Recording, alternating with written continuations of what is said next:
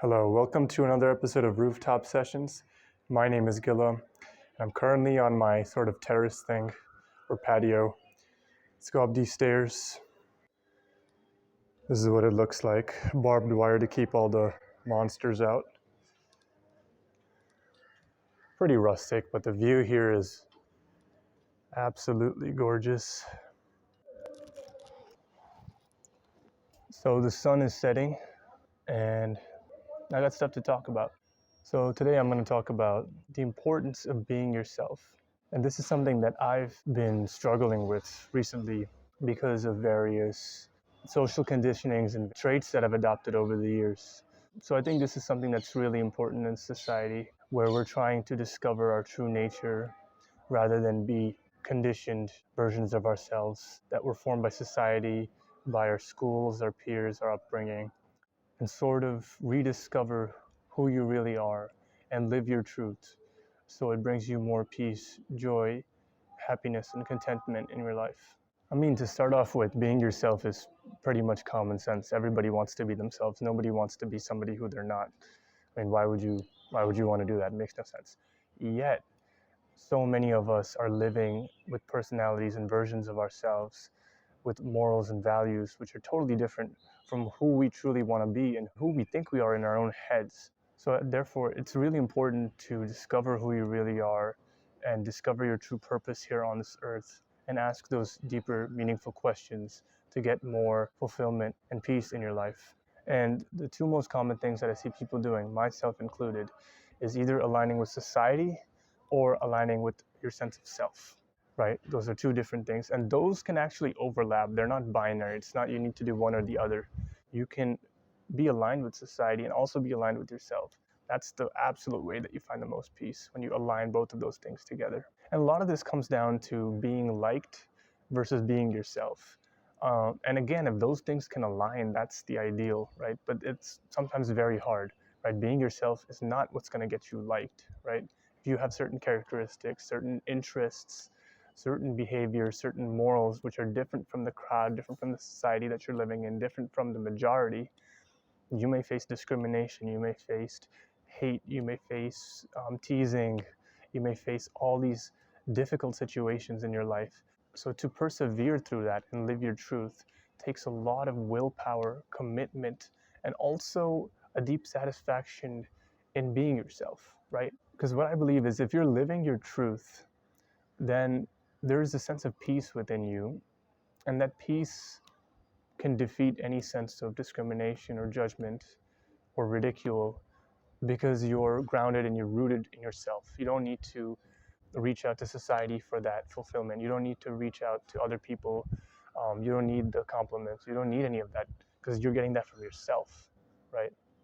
And that's something that we have to deal with in society, where we are sometimes taught to expect compliments and kind of feel entitled to these things and kind of also be desperate for them at times, where sometimes we're like craving attention, sometimes we're craving acceptance by society. These things are very important to our well-being and mental health because their roots can be traced back to early points in human history where we had to come together, we had to form tribes to ward off dangers such as animals and weather conditions and all sorts of things that were in the early earth, the primitive earth. So we had to band together and you needed to be accepted in those tribes. Otherwise, you were in danger of death. And these evolutionary roots have made their way to modern society. And that's where you see the need to feel accepted and the need to feel a part of the majority, the part of the crowd, because we're afraid of dying and we're afraid of being lost and abandoned to fend for ourselves. And it's really a fear of death at its root. And at the same time, as we say, we need to be ourselves. I want to clarify that a little bit. It's important to maintain a realistic viewpoint on life and realize that negative people are going to exist. Negative qualities, bad qualities are going to exist. And, people need to live that truth too at that moment. Do I believe that those people are inherently negative? No, I believe that everybody has goodness and kindness in their hearts, but they're not able to express that in that moment because of different childhood situations, because of different life situations, which have conditioned these people to behave in certain ways.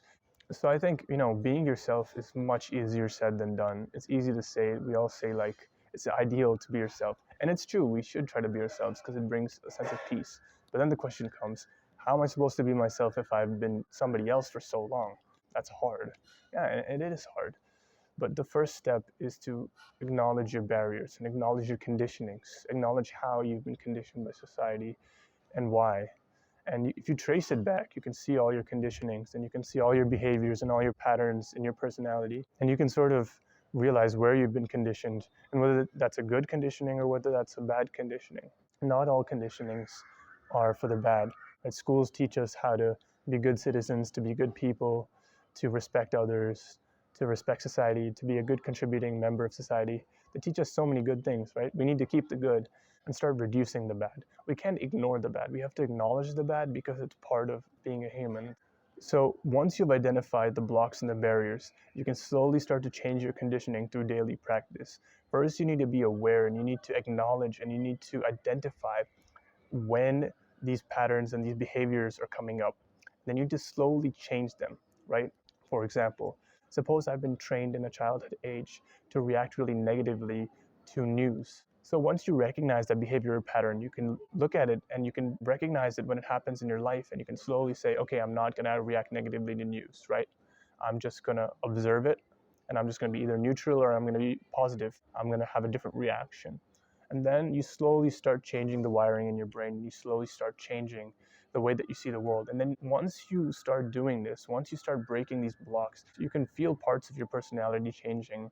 And once you do this for more parts of your life, then you'll realize that things start flowing easier and things become easier in general because you're moving away from this conditioned, restrictive state, because you're moving towards a state of living your truth and finding peace in your life.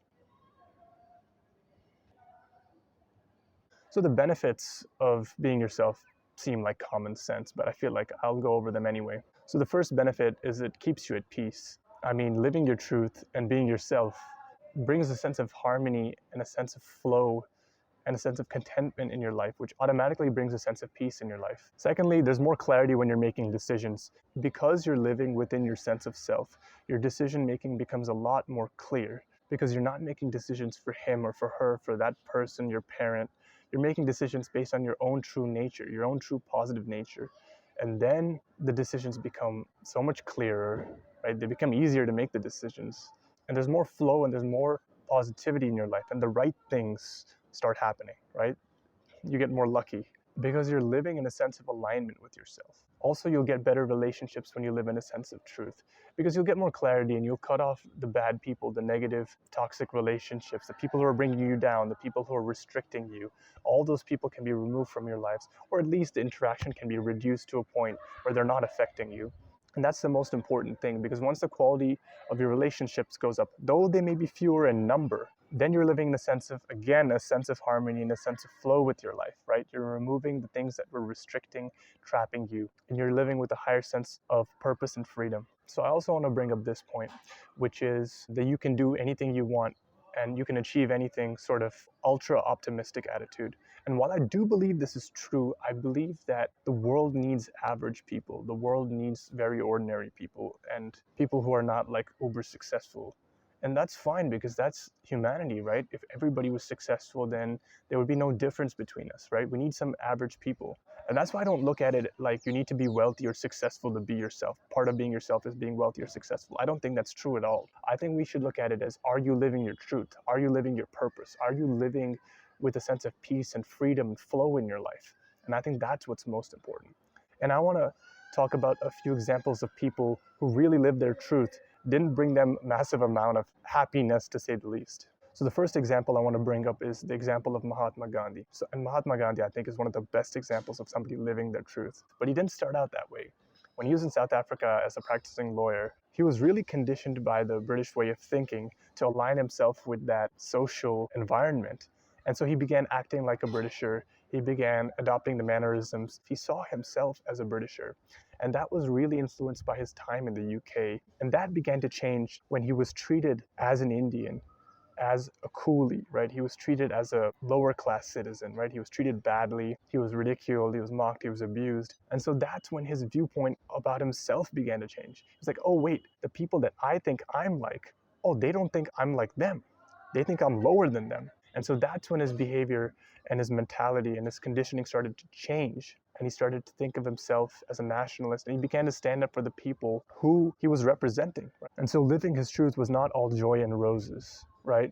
His truth took him to the prisons of British India for several years. So his truth didn't bring him joy and happiness directly. It brought him those experiences. But because of his willpower and his strength as a nationalist and his ability to put a whole nation on his shoulders, the fact that he went to jail didn't bother him like a normal person would. It brought him strength and immense peace and calm within himself. So living his truth, even though he was put in jail, brought him a sense of peace, joy, and flow and harmony in his life. And the other example I want to talk about is Galileo. Galileo also lived his truth, right? He was an astronomer with the famous theory of heliocentrism, which was very controversial at this time.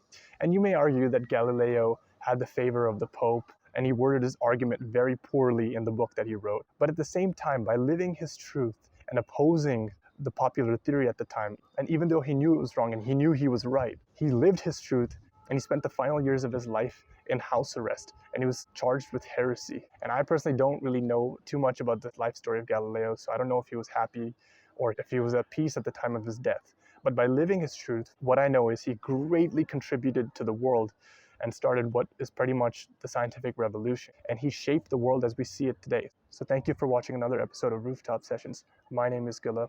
Consider leaving a like on the video if you liked it, subscribing to the channel for more videos just like this, and I'll catch you next time.